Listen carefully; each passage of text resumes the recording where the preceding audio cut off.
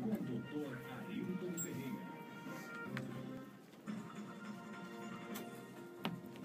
Olá, amigos da Rádio Cidade. Estamos iniciando mais um plantão médico e a partir de agora você, meu amigo, minha amiga, tem a oportunidade de fazer perguntas sobre saúde.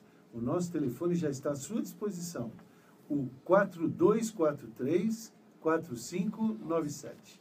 4243-4597 é o nosso telefone, onde você pode fazer a sua pergunta sobre saúde. Você também pode acompanhar o nosso programa, além do meu Facebook, Ailton Ferreira, Dr. Ailton Ferreira. Você pode também acompanhar o nosso programa pela internet. É só acessar www.radiocidadedasrosas, tudo junto, radiocidadedasrosas.com.br ou na FM 87.5. O Daniel Martinez, ele mandou essa pergunta logo cedo, ele que é morador no bairro do Nakamura Park, aqui na região de Cotia, e ele gostaria de que eu falasse sobre labirintite. Ele tem 42 anos e há 2 semanas sofre de labirintite. Bom, primeiro, o que é labirintite? Labirintite é uma desordem do equilíbrio. Como assim? Dentro do nosso ouvido, não é? Basicamente, nós temos 2 estruturas básicas. Nós temos a cóclea, também chamado de caracol, que é responsável pela audição, e o vestíbulo. O vestíbulo, que é responsável pelo equilíbrio. Junto, não é? A cóclea e o vestíbulo, cóclea ou caracol e o vestíbulo, formam o que nós chamamos de labirinto. O labirinto, como eu disse, ele é responsável pelo nosso equilíbrio. Exemplo, quando você está dentro do elevador, embora o elevador não tenha janelas, não é? Você sabe quando o elevador está subindo e quando o elevador está descendo. Se você pega um indivíduo cego e vira ele de cabeça para baixo, ele sabe que viraram ele de cabeça para baixo, embora ele não enxergue. Por que isso? Porque esse sistema do labirinto, que se localiza dentro do ouvido, ele é responsável pela nossa orientação espacial, pelo nosso equilíbrio. Muito bem. Quando esse labirinto não funciona direito, nós temos um quadro clínico chamado labirintite, que se caracteriza basicamente por tonturas rotatórias, ou seja, vertigens, tontura rotatória. Acho que todo mundo brincou quando era criança, aquela brincadeira de ficar dando voltas sobre si mesmo. E quando para, fica tudo rodando, não é?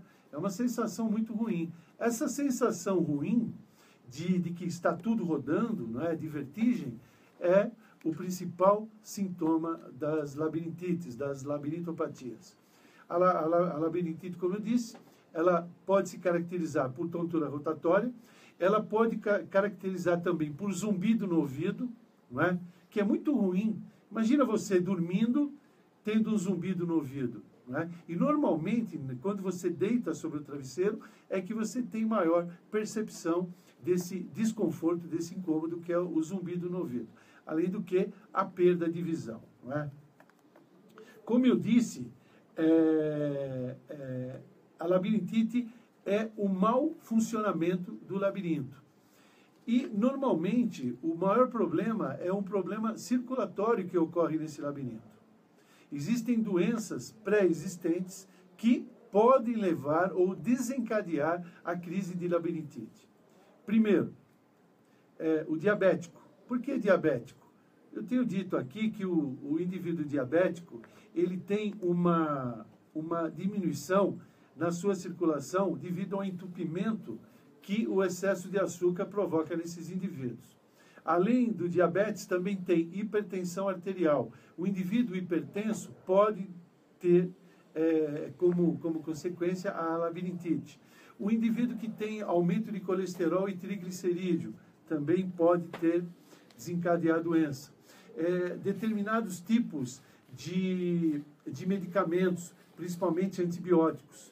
E eu tenho dito aqui o seguinte: todo medicamento, ele faz bem e faz mal. Se você comprar um livro de farmacologia, logo na primeira página, está escrito assim: todo medicamento faz bem e faz mal. O medicamento, para fazer bem, ele tem que fazer algum mal. E o que existe é o bom senso nesse equilíbrio do bem e do mal.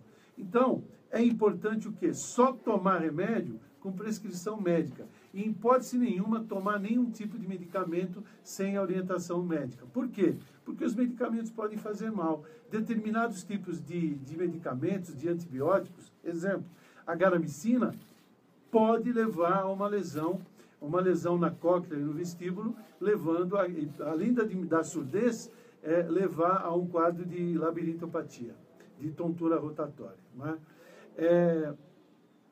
O uso abusivo de álcool, de cigarro, não é? E de café também pode levar a um quadro de labirintopatia. Não é? O médico especialista em labirintite, não é? Em labirintopatia, é o médico otorrinolaringologista, que, obviamente, vai dar medicamentos, né? O indivíduo que tem tontura rotatória, ele também tem, além do zumbido no ouvido, perda de audição, ele também tem náuseas, né? Então, o médico vai prescrever medicamentos para náuseas e medicamento para melhorar a circulação do sistema labiríntico, né? E é importante que, se você tem tontura rotatória, que você pare de fumar, porque o cigarro é fator determinante para as crises de labirintopatia. Inclusive, eu conheço paciente que tem labirintite e só o fato dele parar de fumar já some tudo. Todos os sintomas, ele melhora praticamente na hora. Então, diminuir o cigarro ou parar o cigarro. E eu lembro que o cigarro, além de ser um fator determinante na labirintite, o cigarro, ele é o principal agente causal do infarto agudo no miocárdio. É o principal agente que leva à morte súbita, aos AVCs, aos infartos no miocárdio, além do que o cigarro causa câncer no lábio, na língua, na garganta, na faringe, na laringe, no estômago, no pulmão, na bexiga e etc. Não é? Então, pessoal, fumar em hipótese nenhuma. Portanto, tem labirintite? Não pode fumar.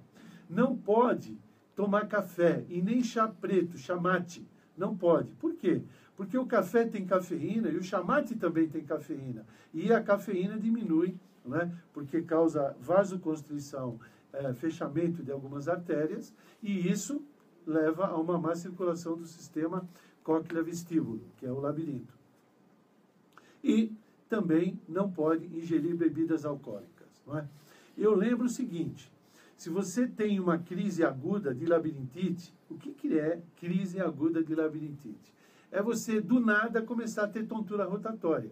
Aí você vai tomar medicamento, prescrito pelo médico, de preferência o otorrinolaringologista, e não ingerir café, não fumar e não ingerir álcool. Muito bem. Se você tem a crise, ela só cessa normalmente após um mês, né? de 2 semanas a 6 semanas. E daí?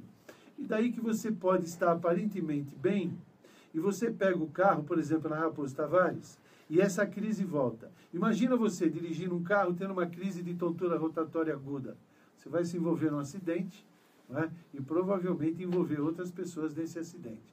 Então, se você tem labirintite, né? Se está tratando a labirintite, não pode dirigir.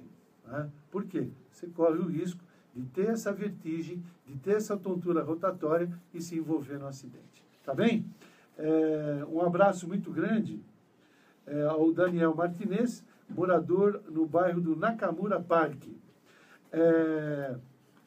Eu lembro também, viu, Daniel, né? Daniel Martinez, existem outros motivos que levam também a essa crise de labirintite, que é um problema muito comum aqui na mandíbula, né?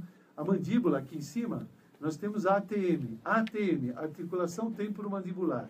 Essa ATM, essa articulação, muitas vezes está comprometida e produz um problema que pode levar, além da dor na região do ouvido, à crise labiríntica. E isso ocorre, né, pelo seguinte: existe uma coisa que tem que ser muito bem equilibrada, que é a mordida. E aí o indivíduo vai no dentista e tira um dente do fundo. Escuta bem que eu vou falar. Tira um dos molares lá do fundo da boca. Então, ele quando vai mastigar, aqui um lado tem a oposição do dedo, do outro dente. O outro lado não tem, então vai praticamente mancar na mordida. Essa mordida manca, vamos assim dizer, né, produz ao longo do tempo uma lesão na articulação, que é uma lesão na ATM, articulação temporomandibular, que leva a dor, desconforto e pode levar também à crise labiríntica. Outra doença que pode afetar e desencadear a labirintite é as doenças da coluna cervical. Nós temos 6 vértebras cervicais e uma osteoartrose, que é a degeneração da coluna, uma hérnia. Isso pode ter como sintoma também aquelas tonturas rotatórias, tá bom?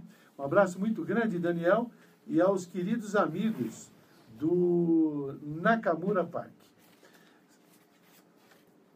4243-4597 é o nosso telefone, estamos à sua disposição. E também você pode acessar o nosso programa pelo Facebook, Ailton Ferreira, ou acessar também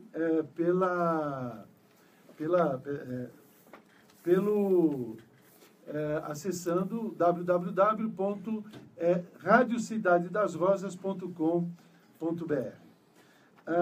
O Dorival é morador no Jardim Coimbra, e ele pergunta qual a diferença entre hepatite A e hepatite B.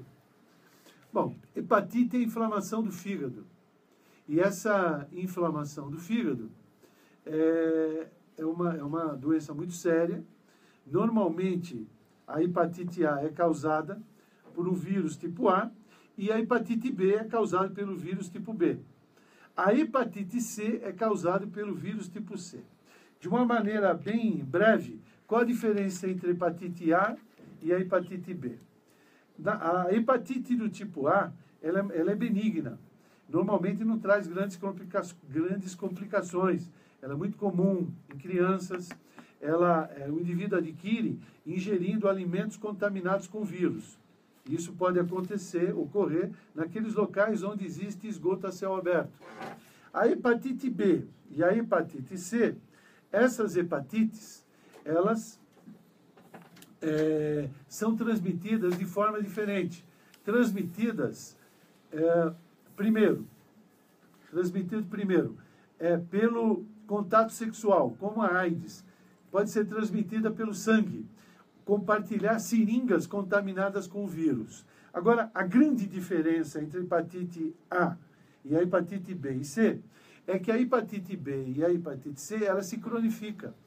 Ela, com o tempo, leva à destruição do fígado, causando cirrose hepática e câncer de fígado e, consequentemente, a morte do indivíduo, né? A hepatite A, ela é mais benigna. Agora, a hepatite B e a hepatite C, ela é muito agressiva e pode levar o indivíduo à morte. Agora, tem tratamento? Tem. Tem tratamento? Hepatite B, hepatite C? Tem tratamento. Só que esse tratamento, ele deve ser feito quando o indivíduo sabe que tem a doença. Porque a manifestação clínica das hepatites é, primeiro, o olho cor de cenoura, devido ao depósito de bilirrubina. A urina fica cor de Coca-Cola, ela fica escura.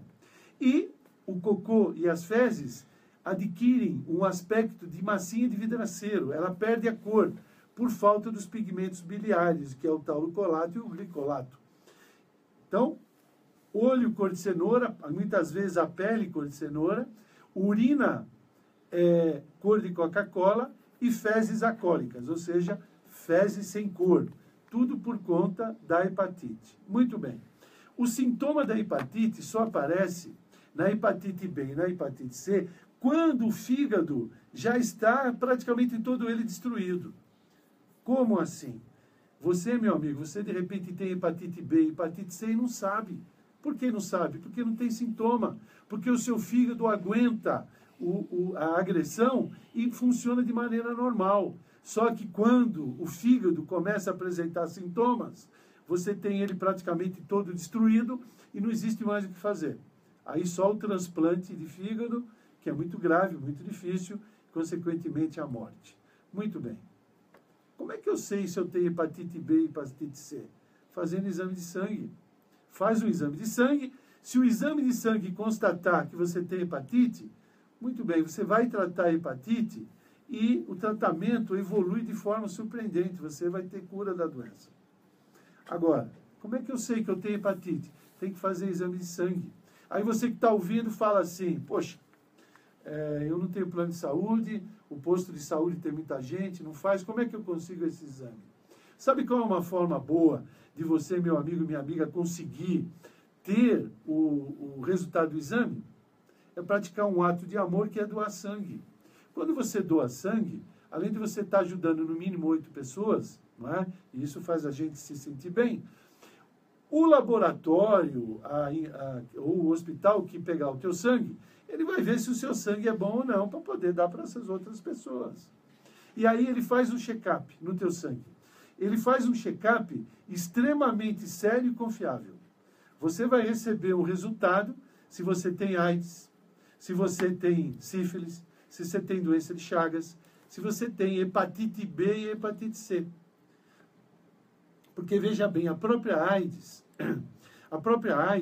que é a síndrome da imunodeficiência adquirida, o indivíduo produz menos anticorpo, ou o anticorpo é destruído pelo vírus, principalmente o linfócito T. E daí? E daí que você pega a doença. Exemplo, uma meningite bacteriana que vai deixar você numa cadeira de roda. Ué, acontece isso? Lógico que acontece. Eu já vi muitos casos do indivíduo pegar uma meningite violenta por conta que não tem defesa orgânica. Aí, quando ele vai para o hospital faz o exame, vê que ele tem AIDS, trata a meningite, trata a AIDS, só que ele vai para casa de cadeira de roda. Se ele soubesse que tinha AIDS, ele ia tomar o antivírus, ia manter a carga viral baixa. Sabe quando que ele ia ter meningite pela AIDS? Nunca.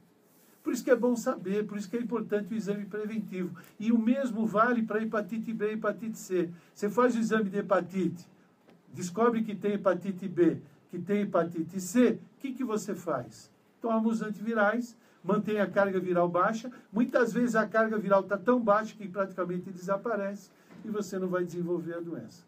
E todo esse check-up você consegue praticando um ato de amor, que é doar sangue. Tá bom? Abraço grande, viu, Dorival? Morador no bairro do Jardim Coimbra. Jardim Coimbra, não é, Rafa? Nosso querido Morro do Macaco. Estela Mares, o Jardim Estela Mares, Jardim Eliana, enfim, todos os amigos do Jardim Coimbra e Jardim Cotia. 42434597 é o nosso telefone, estamos à sua disposição. O Célio é nosso amigo morador, ele é morador em Osasco, né? Ele está acompanhando pela internet. Ele pergunta se ejaculação precoce tem tratamento. Célio, é o seguinte, a sexualidade ele é inerente ao ser humano, é igual comer e beber, dormir. Quem come bem, vive bem. Quem dorme bem, vive bem. Quem tem uma boa alimentação, vive bem. E quem tem sexualidade sadia, também vive bem. Então, é importante ter uma sexualidade sadia. E eu lembro a todos que se você tem algum problema, seja de impotência, seja de ejaculação precoce, doença sexualmente transmissível, seja qual for o seu problema, hoje a medicina tem tratamento e tem solução. Não é? No programa passado, foi no programa da Carolina, né, da Carol Rubinato, uma pessoa, um senhor, ele operou de câncer de próstata. O câncer de próstata, hoje, a cirurgia é bem feita, mas em alguns casos, quando o câncer está no estadiamento tardio, o que ocorre? Ocorre que a cirurgia ela é mais ampla e a margem de segurança é maior. Deve ser maior. Então, o médico faz o quê? O médico, ele retira tudo, inclusive ele mexe com muito plexo nervoso, mexe com os nervos. Portanto, que uma consequência dessa cirurgia é o quê? A impotência sexual. Então, imagine um indivíduo com 50, 45, 60 anos, opera da próstata, ele é casado, tem uma vida sexual ativa e, de repente, ele tem impotência sexual. Virou um transtorno, acaba o casamento, enfim. Hoje, né, tem tratamento isso. O tratamento é medicamentoso e, no extremo, é a colocação de prótese. A prótese peniana hoje é extremamente eficiente. Eu conheço pessoas que estavam com problema, operaram, estavam com impotência, colocaram a prótese, e muitas dessas pessoas têm uma vida sexual até melhor do que tinham anteriormente, por conta da prótese peniana. Então, Célio, ejaculação precoce tem tratamento? Sim, sim, tem tratamento. E o tratamento é realizado pelo urologista. O primeiro ato do indivíduo que tem esse problema, seja ele qual for, é encarar o problema. É colocar o tabu e preconceito de lado e procurar um médico. Eu conheço pessoas, amigos meus, que têm problema e ficam na ponta do pé para falar o problema para mim, que sou amigo dele. Não existe motivo, né, para você ter problema. Você deve procurar um médico. E você, minha amiga que está ouvindo, se o seu marido tem um tipo de problema, você encoraje ele, pegue ele e leve até o médico urologista, porque essa é a coisa mais natural do mundo, principalmente para o médico que vai assistir, que vai atender você. Tá bom, Célio? Um abraço muito grande. E aos queridos amigos da cidade vizinha, cidade de Osasco, quero aproveitar e mandar um grande abraço a um querido amigo que tenho, que é o Francisco Rossi, ex-prefeito de Osasco por 2 oportunidades, dono de uma rádio que eu fiquei alguns anos lá, que é a Rádio Difusora, né? Um abraço muito grande, viu, Chico Rossi? Quero mandar um abraço ao meu amigo Alex Pareja. Alex Pareja trabalha na Câmara Municipal. Quero mandar um abraço muito grande a todos os vereadores, né? Ao presidente Paulinho Lenha, e um grande amigo, né, que encontrei outro dia, que é o nosso amigo vereador Arildo, e que mais aqui? A Selma Oliveira, ela diz que quando ataca a labirintite, sente muita tontura, náusea, mal-estar. Não bebo e não fumo. Muito bem. Olha, Selma, como eu disse, a labirintite, ela pode se manifestar por tontura rotatória, que nós chamamos de vertigem, por náuseas, por zumbido no ouvido e por hipoacusia, que é a diminuição da audição. Não é? Ela diz que não bebe e não fuma. Muito bem. Existe uma infinidade de causas, como eu disse, né? Pressão alta, diabetes, aumento de colesterol, de triglicerídeos, medicamentos, né? O tratamento da labirintite, ela envolve não beber, não fumar, diminuir cigarro, diminuir café e tomar o remédio do médico. Existem medicamentos que melhoram os quadros de labirintopatia. Esses medicamentos devem ser prescritos pelo médico e principalmente pelo médico otorrinolaringologista, ok? Amélia, moradora no Atalaia, né? Ela diz o seguinte: o meu marido, Joaquim, que tem 59 anos, ele está com a voz muito rouca. Essa rouquidão veio de repente, faz 3 meses e não desaparece. Ele é fumante. Então, presta atenção, Amélia. O indivíduo que fuma, eu disse que ele pode ter doenças graves, da faringe, da laringe, não é? E o principal sintoma, não é, é rouquidão. O indivíduo fumante que apresenta rouquidão, ele pode ter uma doença muito séria na laringe. Então, inclusive câncer de laringe. Eu tenho um irmão, o Ari, meu irmão mais velho. O Ari, meu irmão, ele começou, do nada, a ficar com a voz rouca. Aí nós fomos num otorrino, o otorrino fez aquele exame, a chamada laringoscopia, que é um caninho que vai até a laringe, e foi diagnosticado a doença. Ele teve câncer de garganta, câncer de laringe, fez o tratamento de quimioterapia e radioterapia e, graças ao bom Deus, ele teve cura da doença. Então, fumante, com a voz rouca, urgente procurar o otorrinolaringologista. 4243-4597 é o nosso telefone que está à sua disposição. 4243-4597. A Natália é moradora da Granja Viana. Ela diz que tem, doutor Ailton, eu tenho diariamente sangramento nasal. Meu nariz sangra. O que eu faço?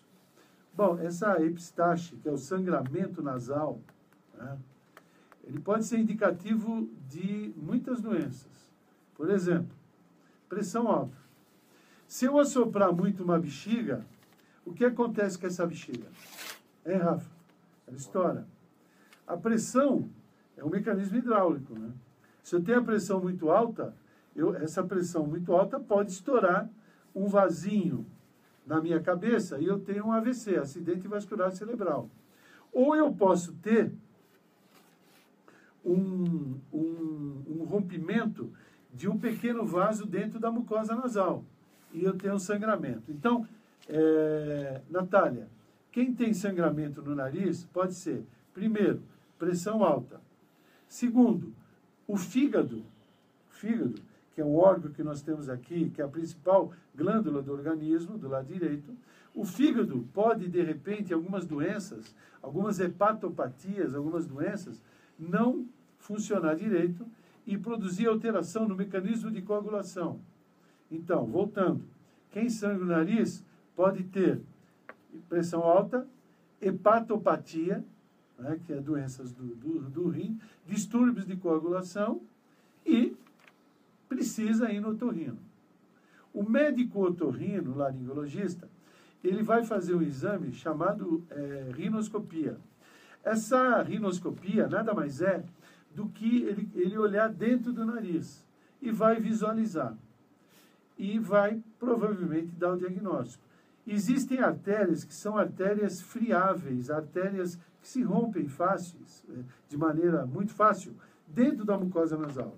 Aí o otorrino faz como tratamento a cauterização, a queima desse vaso, que pode ser com bisturi elétrico ou química, com o ácido tricloroacético, que é um ácido que ele põe e queima esse vaso, melhorando o sangramento. Então, Natália, procurar um médico otorrinolaringologista, medir a pressão, né, para ver se você não tem um desses distúrbios, tá bom?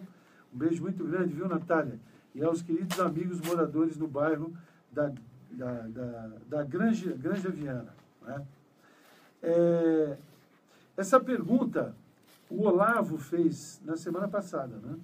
Rafa? O Olavo, que mora no Mirante da Mata, no finalzinho do programa, ele falou o seguinte: doutor Ailton, fui eu que atendi ele, inclusive, no telefone. Eu tenho um filho de 7 anos. Esse meu filho foi picado por cobra. Ele estava, né, internado no Hospital Vital Brasil. Eu sei, porque eu peguei o telefone e liguei, esse menino já foi para casa. E ele foi picado por cobra, né? E ele gostaria que eu comentasse isso, porque a cidade de Cotia tem muita cobra, né? E é muito comum, né? Os amigos que não moram em Cotia podem se assustar, mas eu cheguei a pegar cascavel na minha casa. Eu morava ali no bairro da Represinha, eu cheguei a pegar uma cascavel. Cheguei a ter, na minha sala, assistindo televisão, ter uma coral verdadeira na sala, né? Então, esses animais peçonhentos, o que é animal peçonhento? Que produz veneno, que produz peçonha. Os animais peçonhentos são a cobra, né? O escorpião. O escorpião, ele é primo da aranha, ele é um aracnídeo, não é? O escorpião é um aracnídeo. Aranha, essa aranha de jardim, que é a aranha armadeira.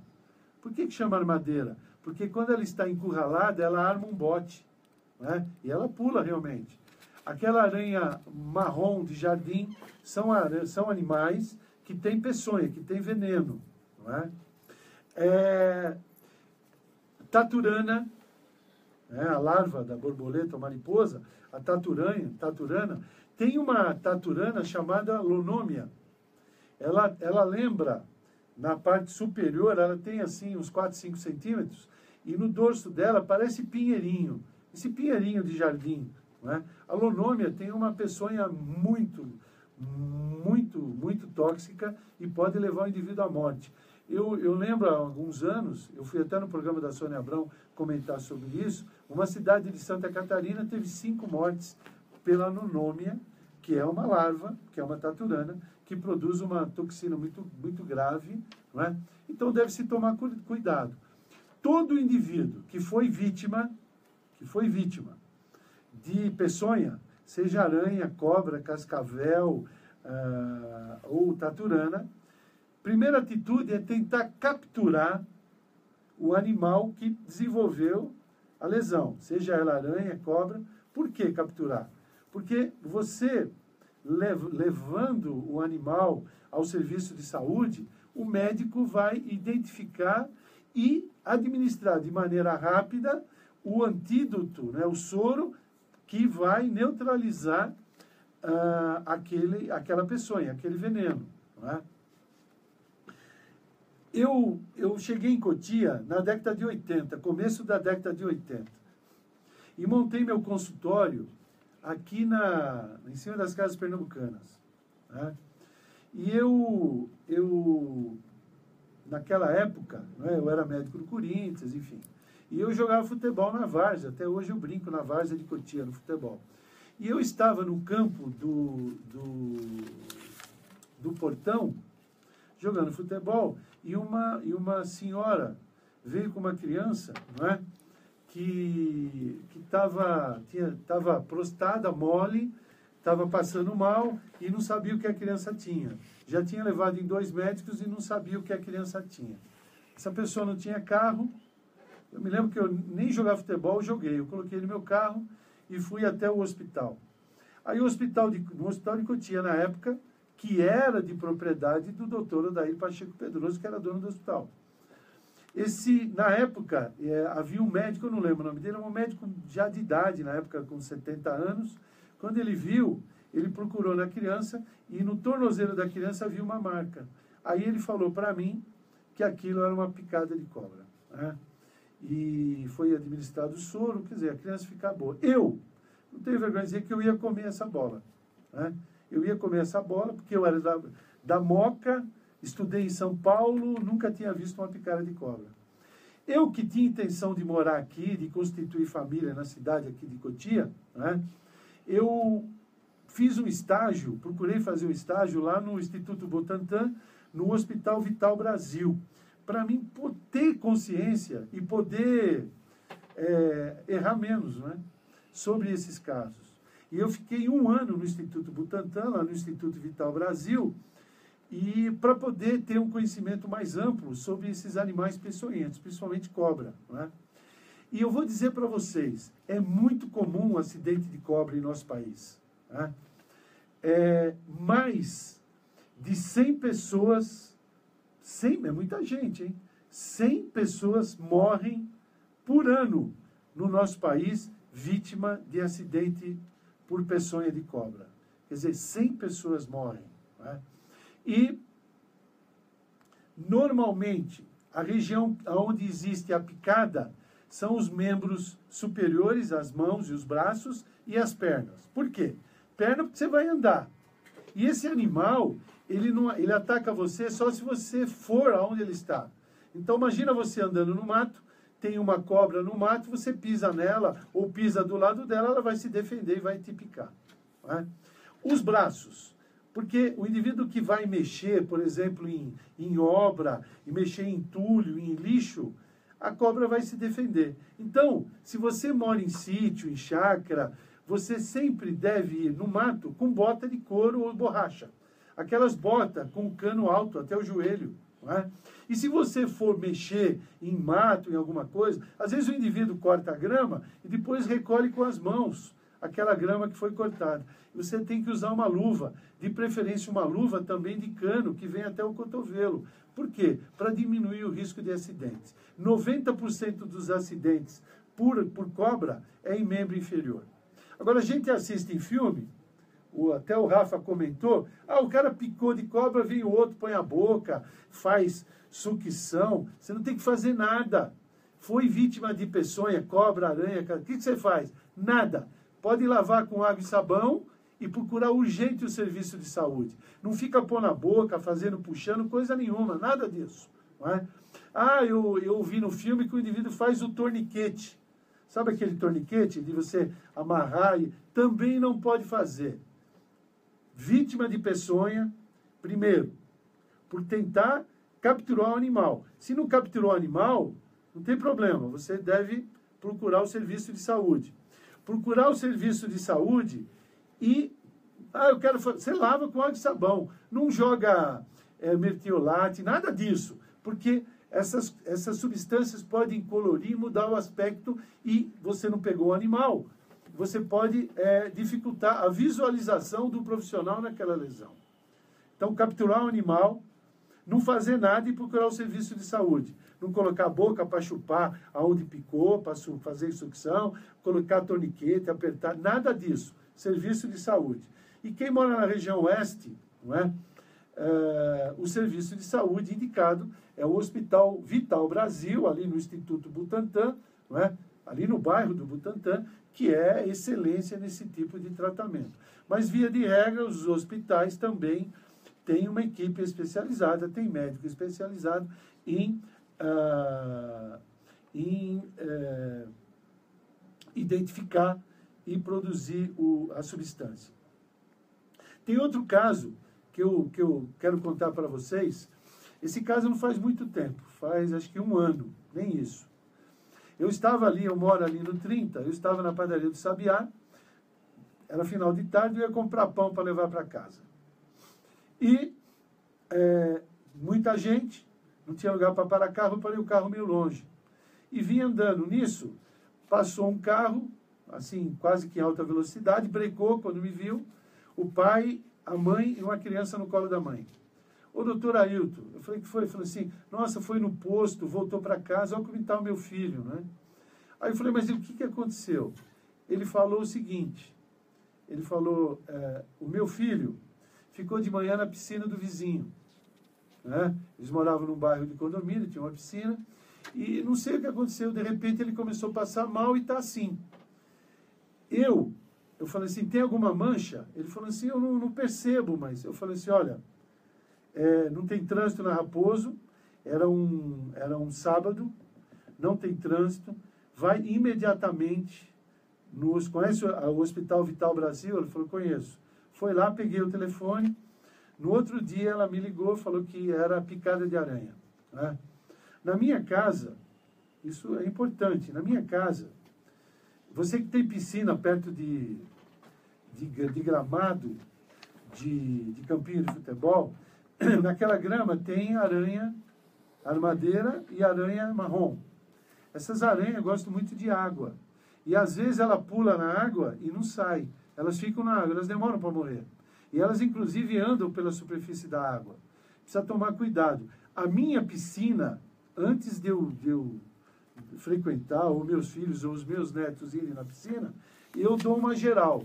E olha, dificilmente eu não tiro aranhas armadeira da minha piscina. Tá? E aranha, outra observação, aranha e cobra, tanto faz ela ser pequenininha como grande. Uma cobrinha pequenininha, o veneno é o mesmo. E o que caracteriza o choque anafilático ou a peçonha não é a quantidade, e sim o poder de peçonha que tem aquela substância. Então, tanto faz você levar você ser vítima de uma aranha grande ou de uma aranha pequena da mesma espécie. O veneno é o mesmo. Né? Agora, eu peguei alguns dados aqui, viu, Olavo? E você, meu amigo que está ouvindo. No Brasil, existem 2.700 tipos de cobra. Olha quanta cobra tem. Mas 200 tipos, 200 espécies são responsáveis por acidentes e mortes. Não é? Aqui no Brasil, praticamente, ocorrem 20 mil, olha quanto, 20 mil acidentes por cobra por ano, que podem ou não deixar sequelas. E, infelizmente, 100 vão a óbito, morrem pela peçonha. Existe aqui no Brasil, e principalmente na região, o gênero Botrops, que é a jararaca, jararacuçu e urutu. Né?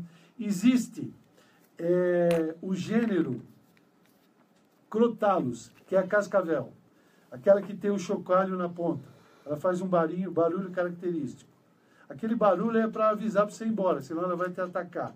E o gênero Lachesis, que é a coral. O que sente o indivíduo que foi vítima de peçonha de cobra? Primeiro, pitose palpebral. Isso pode ou não acontecer.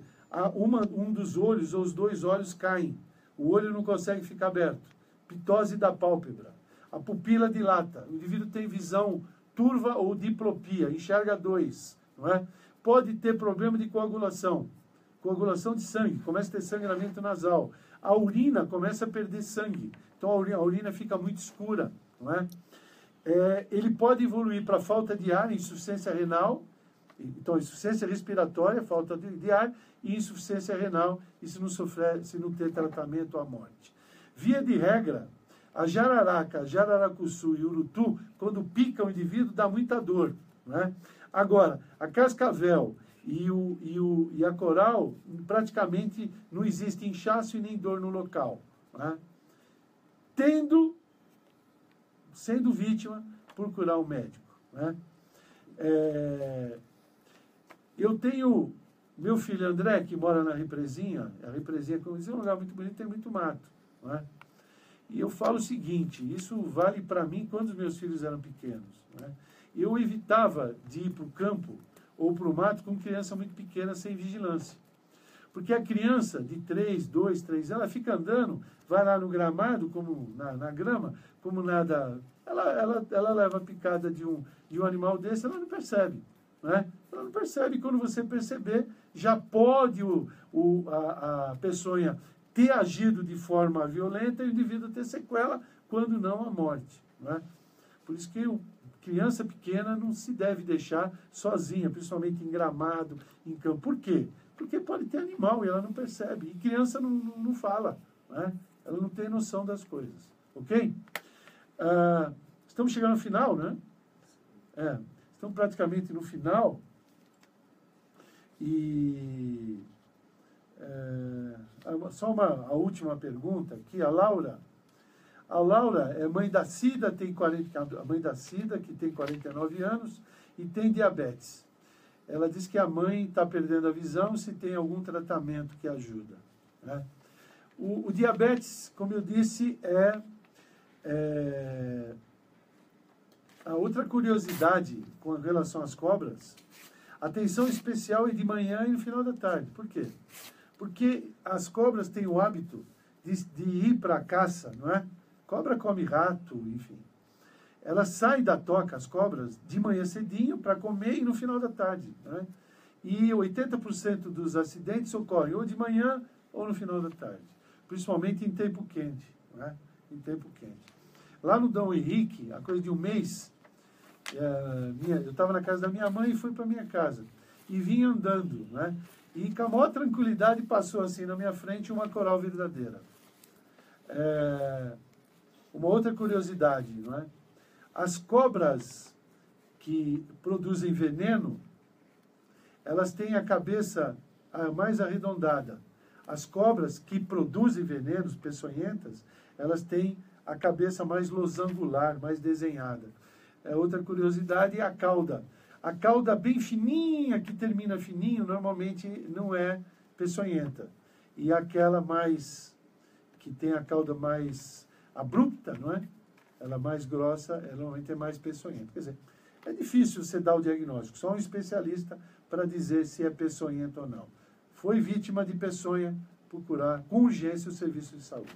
Agora, voltando a atender a Laura, que é diabética, o diabetes leva à obstrução das artérias da retina, e essa obstrução da artéria da retina pode levar à cegueira por entupimento. Existe um tratamento chamado fotocoagulação a laser. Eu vou repetir, fotocoagulação a laser. Esse tratamento, fotocoagulação a laser, na retina, ele previne a evolução da cegueira. Todo paciente diabético precisa, pelo menos uma vez ao ano, procurar o oculista para fazer um exame detalhado, um fundo de olho, para dar o diagnóstico da doença da retina causada pelo diabetes.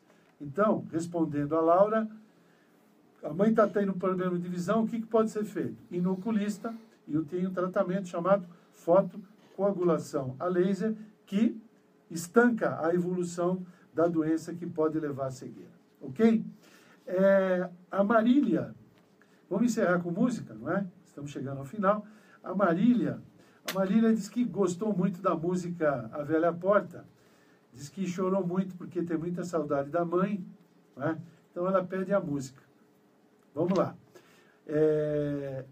Eu queria agradecer a Deus a presença, a audiência de todos, agradecer a oportunidade de estarmos todos aqui com saúde, Rafa Marques na técnica, Rafa Mendes, que é o filho da Xuxa, não é? Agradecer o Dr. Busquete, que é o nosso diretor, agradecer também o Bispo Chacon, que é o nosso querido presidente da Rádio Cidade. Deus abençoe a todos. O nosso programa será reprisado, né, na segunda-feira, às 13 horas, a 1h da tarde. Deus abençoe a todos, uma boa semana. Fiquem com Deus. Centro Médico Cotia. Atendemos todas as especialidades.